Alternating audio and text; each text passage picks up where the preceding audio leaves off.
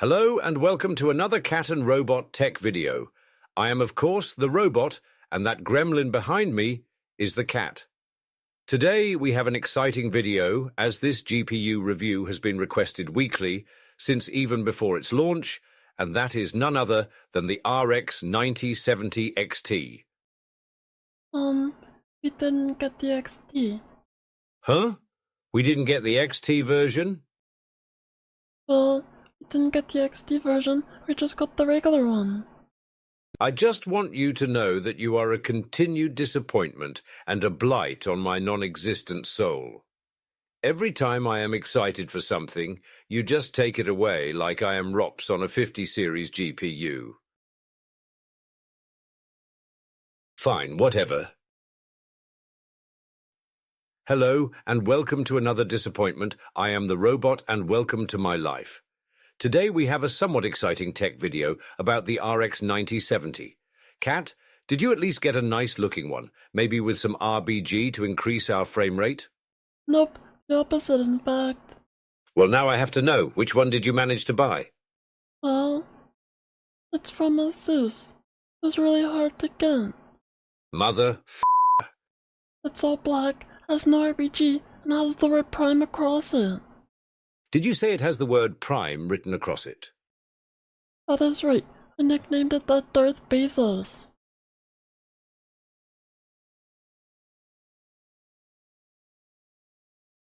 Alright, fuck it. Today we are looking at the RX 9070 Darth Bezos edition. This is not the XT version, but you can hardly buy these GPUs at the moment, and these seem to not be receiving as much attention, so maybe it's good we can review this GPU. Plus, it is way cheaper. Kat, how much did you get this RX 9070 for? Well, after tax and shipping, it cost $730. So you paid the price of an XT for a non-XT variant, I have that correct? That is correct. This thing really is the Darth Bezos. Emotional damage! Where's the therapy button? Right, well, today we will be looking at the brand new RX 9070 and how well it can perform at 1440p. Most of you probably cannot buy this GPU XT version included, either because of its price or availability. But unlike most reviewers, we will not ignore that fact. This is a dark time for gamers, but maybe one day, if you are ever able to buy one, this video might be able to help you see if this GPU is worth your time and money. So in this video, we will be seeing how well this GPU performs at 1440p, how are the new AMD features that it comes with, and how does it handle ray tracing. I suppose we can also compare it to the 7900 GRE, which we tested in this same PC. The one difference will be that we used AMD's built-in software to record our GRE's benchmarks, whereas we used a capture card to record our 9070. So our GRE might have had a slight performance loss recording itself, depending on the game, but it will still be interesting to see. To go with our RX 9070, we have a Ryzen 7900X and 32GB of DDR5 RAM, running at 6000 MHz. So we have a very nice and expensive system for an expensive GPU. While the price of our GPU was $730 with tax and shipping, without including those, its listed price was $660. Regardless of market conditions, I do not consider this price point a mid-range GPU, and neither should you. So I will be holding this GPU up to a higher standard. I will also not overclock or underclock this GPU for the video. We will be running at full stock to see how this card performs, but if any desire to see that, we can try that in another video. If you are interested to see how this card handles content creation, stay tuned for next week as we test this GPU with streaming, editing, and Blender. While we will be playing in 1440p, our capture card only records in 1080p, so the video and recordings will be 1080p. I do eventually want to get a new capture card so these videos can be in higher resolutions, but the cat keeps spending the money on PC parts, so it makes it hard to upgrade. The nice thing about the capture card is that it uses another PC to record, so our GPU and system can 100% focus on gaming, and we can get exact results. But our capture card is not perfect and can be a little scuffed. So if you notice any screen tearing or the recording does not look as smooth as the FPS meter is showing, that is not present in the actual gameplay, but is the fault of our recorder. With all of that out of the way, let's get to the benchmarks.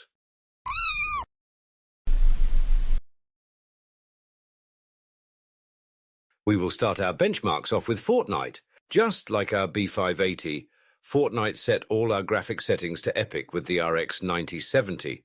But unlike the B580, our 9070 can actually play at these settings. How very exciting. So running the game on all epic and turning off global illuminations and reflections, we averaged 134 FPS with a low of 89 and a max of 189. The cat also forgot to turn on the frame time graph for this first bench, so we will have that back on moving forward. And while we could have retested with it on, the cat was adamant about keeping this exact bench in the video. And why, you may ask? Well, that is because the cat ended up making random friends in the game and was very excited about it. Here we can see Miku and a ninja turtle randomly cease-fired as they rode around in a car.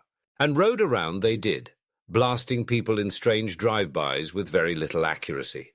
And even less likely than a Ninja Turtle Miku team-up is a Ninja Turtle Miku team-up with Mikasa from Attack on Titan. These three also continued to ride around blasting people with little to no aim. And when their car was no more and they were separated, the cat, not wanting to take action against any of her temporary friends, headed into the storm to take her own life, while role-playing as Godzilla. Truly a better love story than Twilight.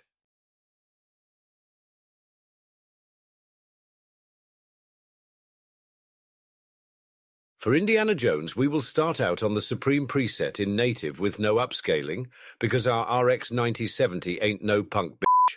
On these settings, we averaged 124 FPS with a low of 42 and a max of 196. Our cutscenes were capped at 60 FPS, and transitioning to cutscenes is not always super smooth, which certainly dropped our average FPS. But Saya skipped as much as she could. Either way, it's a solid performance. As a reminder, this game has built-in ray tracing that cannot be turned off, and the start of the game is very demanding, and can be seen as the devs showing off how graphically beautiful their game is. But even though there is built-in ray tracing, you can also turn the ray tracing up. So maxing out our ray tracing and turning on FSR to quality to give our GPU a fighting chance, our performance dropped a lot. Our performance at the start of the game plummeted, and as you can see, we averaged around 18 FPS. But just to give you an idea for how demanding the start of the game is, with these same settings and at a different part of the game, here you can see our FPS is actually playable. It is a markedly different experience. But that made me wonder, since we can use frame gen, how much extra performance could we get using it? So keeping with our supreme settings and all the ray tracing, we enabled frame gen. And when we did, the game froze and had to be ended with Task Manager. But the cat is a slow learner, so we will restart the game and see if that helps. And once again the game freezes. Well, this is unexpected. But the cat with her learning disabilities is a very, very slow learner. So we restart the game in safe mode, turned on the same settings, but this time had FSR set to balanced and not quality. And with these settings changed, the game once again froze. While we could try to lower the settings and see if we can get frame gen to work, the cat on top of her learning disabilities is stubborn and closed the game. So we have no choice but to move on. But in the cat's defense, we have a lot of ground to cover, and we cannot go over every setting in every game, especially if we already find a very playable gaming experience on the max settings, albeit max ray tracing aside. And overall, we played this game on the Supreme preset with no upscaling needed and had zero issues. There is certainly room to turn down graphics and turn ray tracing up, but that will be up to you and your own gaming preference. We ran Marvel Rivals on the high preset with FSR set to quality and global illumination and reflection quality turned off.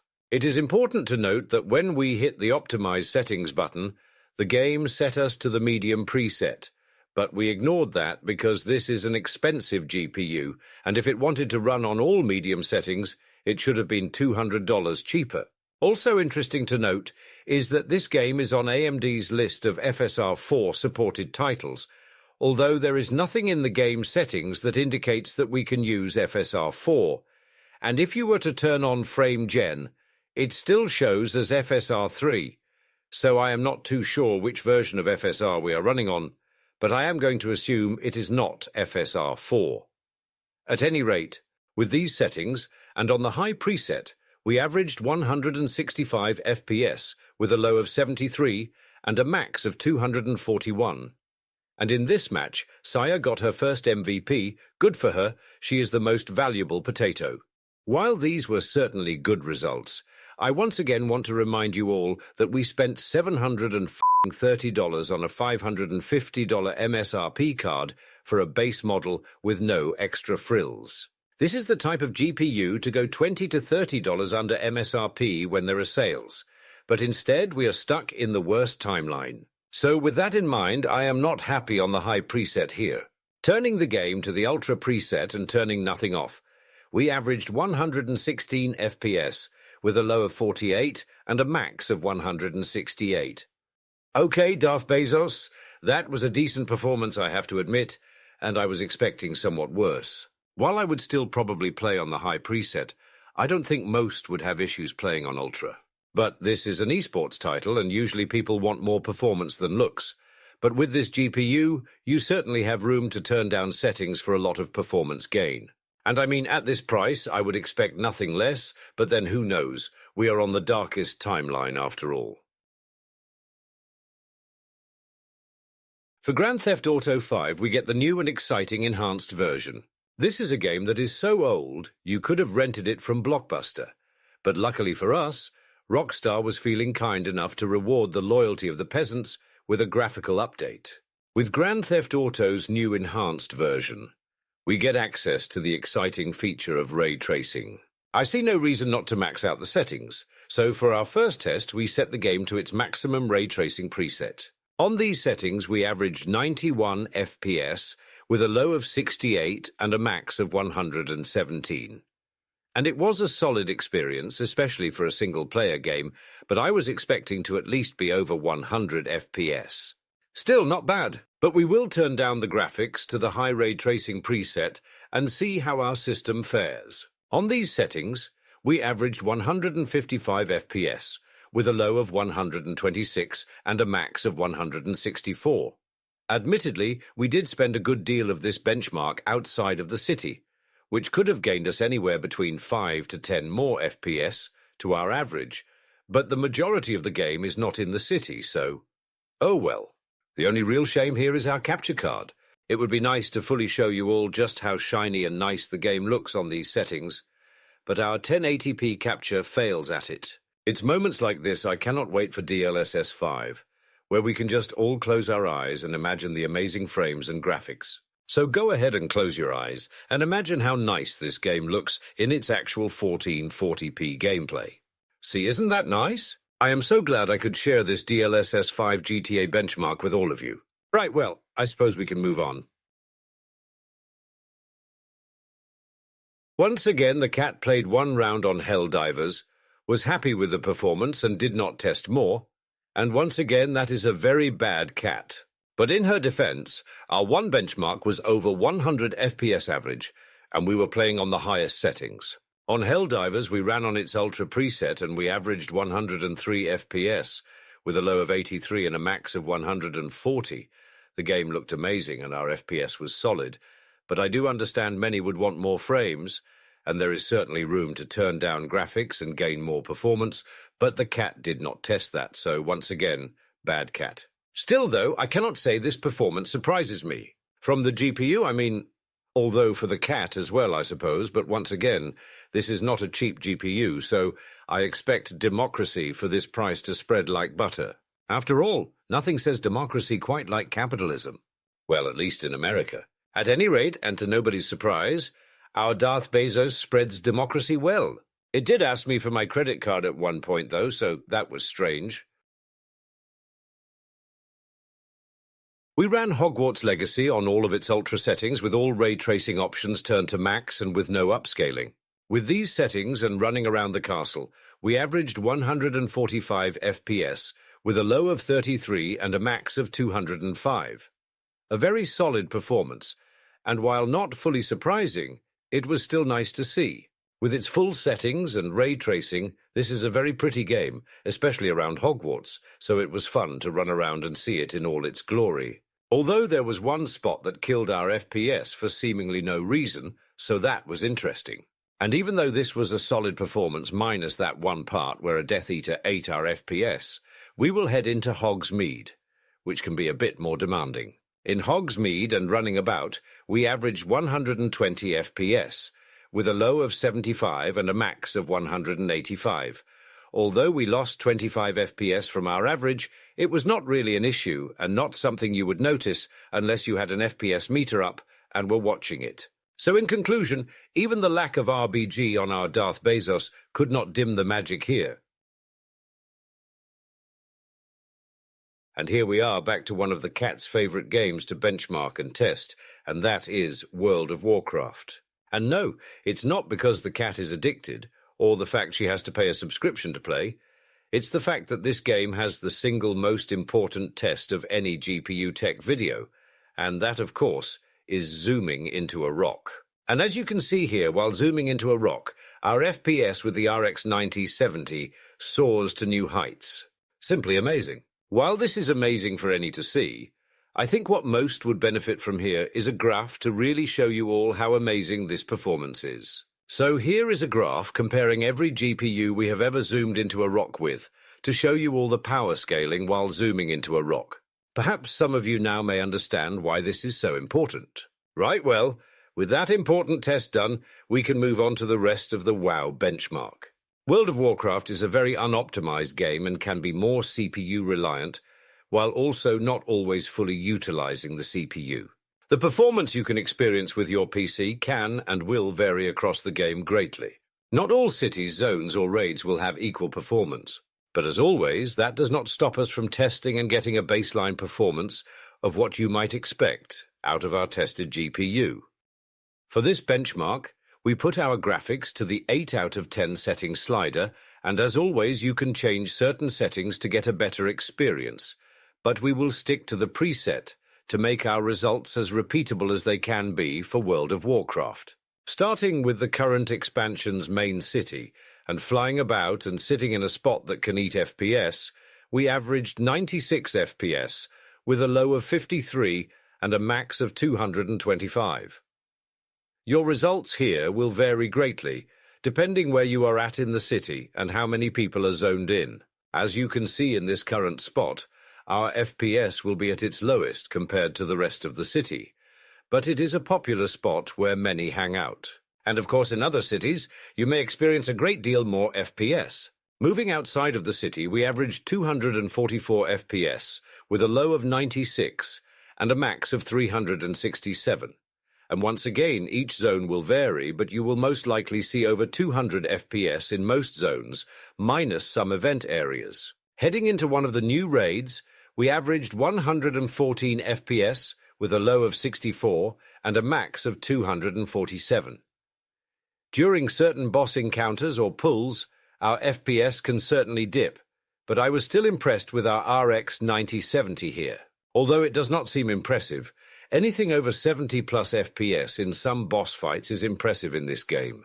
I am sure there are some players watching this, thinking that their systems perform better, and this is not impressive, but I think they would be surprised just how low their frames can go if they had a FPS meter up in some of these raid encounters. At any rate, this was a solid World of Warcraft experience, but for the price, it better be. Can you tell I am a little salty about the price? Because I am going to let you in on a secret, I am a little salty about the price. Right, well, moving on.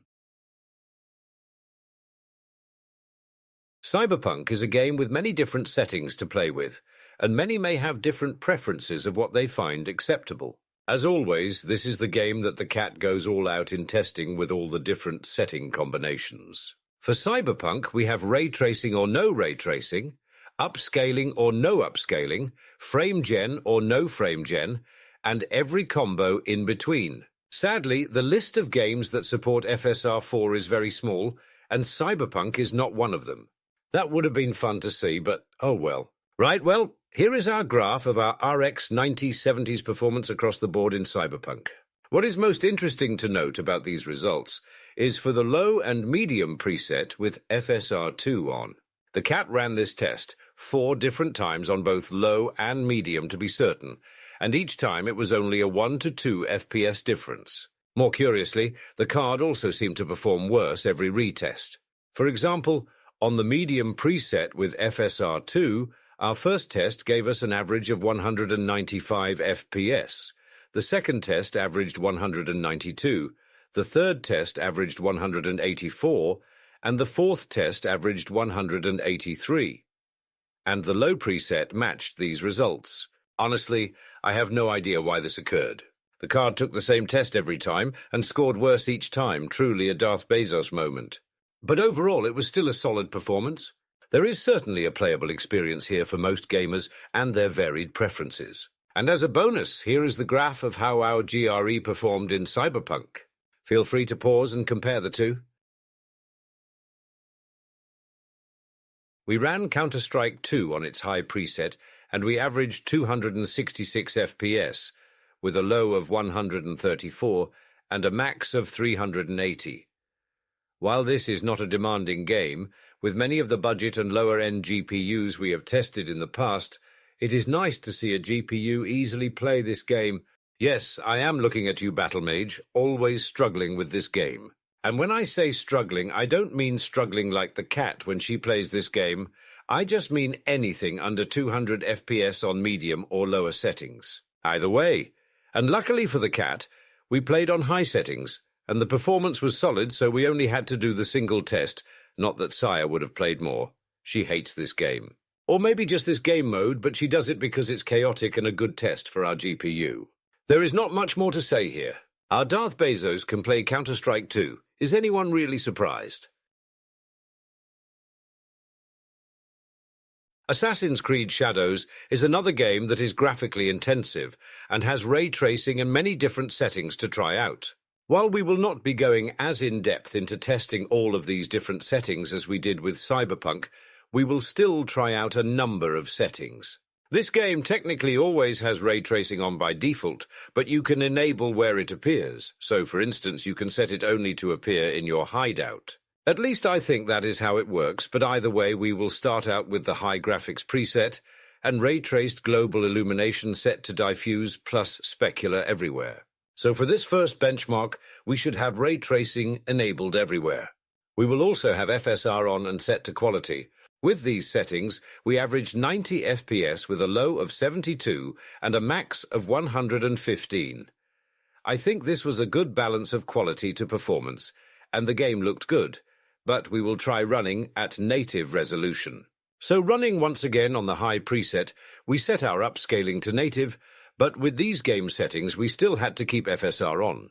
We also changed so that our ray-traced global illumination is set to the hideout only. Once again, I think that means that ray tracing will not be enabled outside of the hideout, but I am not sure. If anyone knows in the comment section, feel free to chime in. We are always happy to learn on this channel.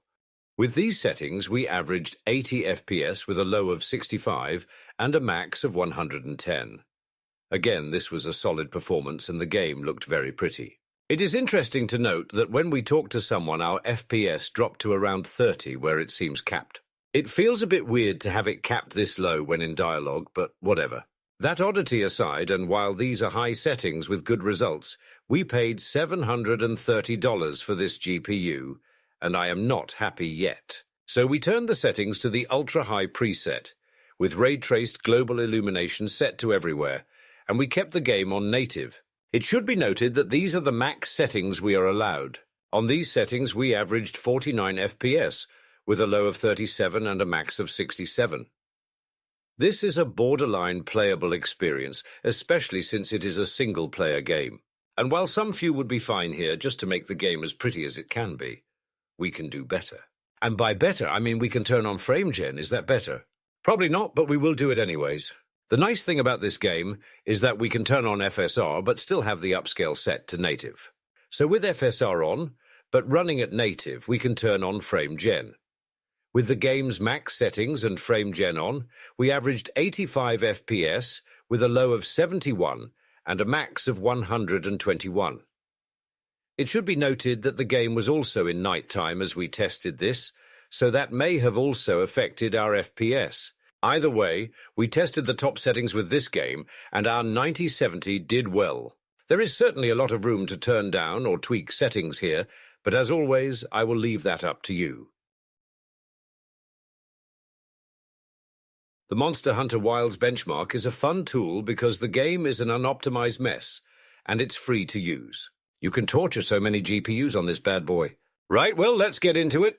Starting on the Ultra preset with FSR set to quality and ray tracing off, we averaged 98 FPS with a score of 33,338, and the game labeled this performance as excellent, and for once I have to agree. What I don't agree with is this game pushing frame gen so hard, but it seems the devs planned on everyone to use it to play their game. So we will test the same settings back, but with frame gen on.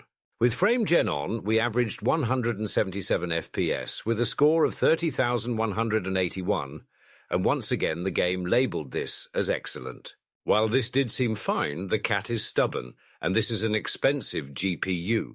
She does not want to have to use frame gen, but she still wants to try out ray tracing. So once again, keeping to the same Ultra preset with FSR to quality and frame gen off, we put ray tracing set to Wombo. With these settings, we averaged 90 FPS with a score of 30,488, and the game called it an excellent performance. And you know what? I agree. Our 9070 performed very well in this benchmark. And mother it better? Do you have any idea how expensive this GPU is? I don't care how unoptimized your game is. If my used car price GPU can't play it on Ultra, I want to speak to your manager. Furmark is a great free tool to both stress test your GPU and to benchmark it. With Furmark, we will be trying out two different benchmarks it has, and that is Furmark GL and Furmark VK. Starting out on Furmark GL, our GPU scored 11,490. And as you can see here, we can compare it to other GPUs that took this same test. It should be noted that different systems can score higher or lower, even with the same GPU. RAM and CPU matter, as well as what the user has or doesn't have going on in the background.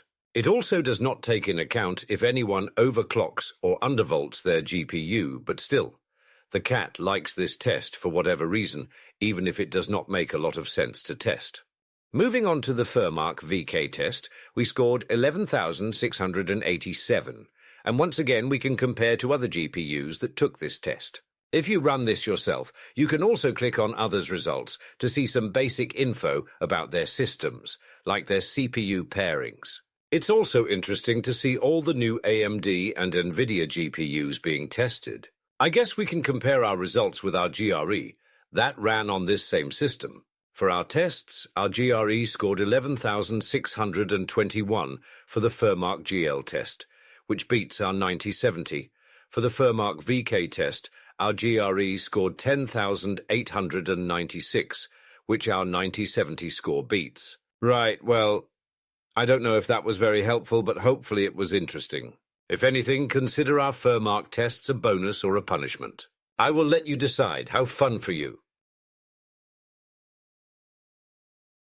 While we did not test the exact same games or settings as we did with our 7900 GRE review, we can still compare a few games and their performances to get an idea of how these two GPUs compare. For instance, with our GRE in HELLDIVERS, we ran on the high preset and averaged 99 FPS. While with the 9070 on Ultra settings, we averaged 103 FPS. So while it is not a direct comparison, it is easy to see that our 9070 is coming out ahead here. For Indiana Jones on the high preset, we averaged 91 FPS with our GRE. And with our 9070, we ran on the Supreme preset and averaged 124 FPS. In many ways, this GPU feels like the successor to the 7900 GRE, especially considering both came in at an MSRP of $550. Well, at least in practice, considering what 9070s are actually listing and selling for. For our GRE in Hogwarts Legacy, we ran it on Ultra settings with ray tracing on and running around the castle. we averaged 109 FPS. And while on the same settings, our 9070 averaged 145 frames. While this is not a full comparison by any means, it does show that our 9070 outperforms the GRE, at least in these games. But if you want to see more about the 7900 GRE and make your own comparisons to the performance of our 9070, feel free to check out my past video on it. I will put the link in the description. I will tell you right now, I like this GPU. While I cannot compare it to the XT version to tell you if the cost-to-performance difference is worth the upgrade or not, what I can tell you is that the original $50 price gap between these GPUs is now far larger. Considering some of the XT versions are being listed for close to 1K, the RX 9070 starts to look vastly more appealing on its own, although this is not a cheap GPU either. I joked a lot in this video about its price and expecting more out of this card because of it, but these GPU costs are no joke. Regardless of the reasons of why they are this high, all we are seeing more and more is gamers being priced out of their own hobby. This is especially true as games become more and more demanding and less optimized. They demand the latest GPU features while at the same time offer so much less. I do like this GPU. I think in a perfect world, if this was a $550 or less GPU, it would be an amazing value. The 7900 GRE was my favorite GPU of 2024. Its price to performance and all that it offered made it a solid choice to recommend. And as I said when I compared the GRE to our 9070, in many ways in performance and what its MSRP was supposed to be, this card really feels like it could have been the successor. And while this card does outperform the GRE, does its price to performance with what it actually cost make it worthwhile? Does the 9070 give enough performance to be worth the extra $100 to $200 over the GRE? Sadly, the GRE is no longer being made or sold, and its limited run in the West means there are not many on the used market floating around, so in the end, the point is moot. But it can give you some thought when considering buying the 9070. If you wanted a GRE and did not buy one at $550, is a slightly better performing GRE worth $660 or more to you? The RX 9070 does come with new features like FSR 4, but the list of games that can use it is still small. No doubt this list will grow in the future, but for now I do not think it is a good reason to buy it for FSR 4 alone. I mean, none of the games I tested, which are all very popular, had access to it. Maybe Marvel Rivals, but if that was FSR 4, it was nothing that special over my past Marvel Rivals experiences. There is also built-in AI capabilities and features you can download and use alongside your 9070, which I did not really show or try out here, but there is a built-in AI chatbot that answers questions about your AMD GPU, and Saya went out of her way to mess with it. Here you can see her asking it to meme on NVIDIA, and it actually did, right up until it censored itself. Shame on you, AMD, let our chatbot cook. For the 9070, there is also improved streaming coders, but we will be trying that out in the next video. Like I said, I like this GPU, but Saya sold one of her GREs at a loss to buy this card and still came up around $170 short, which has to be the worst trade deal the cat has ever committed. This GPU's performance is not worth an extra $170 over the GRE, at least in my and the cat's opinion. But she sold it and got this card so she could test it because so many were asking for it. But once again, her wallet cries. I will say, though, if anyone has a RX 7800 or above, do not upgrade to this GPU. You do not need it, and it will not be worth the additional cost, even if you sell your current GPU to help cover it. In the end, though, it is your money and gaming experience, so do what you want, but in my opinion, it is not worth it. That is unless this GPU comes back down in price and is around its MSRP. This is a great GPU for that price. While this review and video was not all-encompassing and there was a lot we did not cover and settings we did not play at, I still hope it was helpful for you all in some way, or at least entertaining. As always, thank you all so much for watching and supporting our content. Make sure to like and subscribe, and if you want to show some extra support, you can always join our channel membership. With all of that said, have a wonderful rest of your day or night. Bye bye everyone, thank you so much for watching. Make sure to like and subscribe or I will break into your house and steal your hamster. And if you don't have a hamster, I will steal your cheese. You have been warned. This is a threat. Bye bye.